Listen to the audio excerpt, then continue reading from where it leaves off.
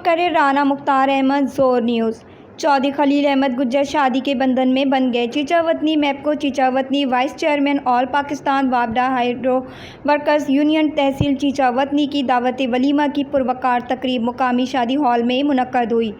दावत वलीमा की पुरवकार तकरीब में चौधरी मोहम्मद तुफ़ैल जट, साबिक वफाकी पार्लिमानी सेक्रेटरी बाबाजी शमजाद अहमद चिश्ती, साबरी बाव शहबाज अहमद, सज्जाद अहमद, पीर मोइन चिश्ती, सफदर मुनीर राना, मोहम्मद अबू बकर मंच चेयरमैन एक्सन वापडा, तमाम SDO वापडा, मैप्को अफसरान, मुलाजमीन, अकील राजपूत, ASI जाहिद चौधरी, अली गुज्जर, चौधरी मोहम्मद अरशद फारूकी गुज्जर, गुज्जर बिरादरी, सहाफ़ी बिरादरी, ताजिर बिरादरी, वकला बिरादरी समेत मौजूदीन इलाके की कसीर तादाद ने शिरकत की।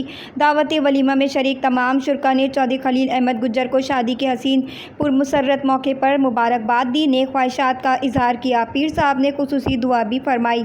रिपोर्ट कर रहे थे राना मुख्तार अहमद, जोर न्यूज़।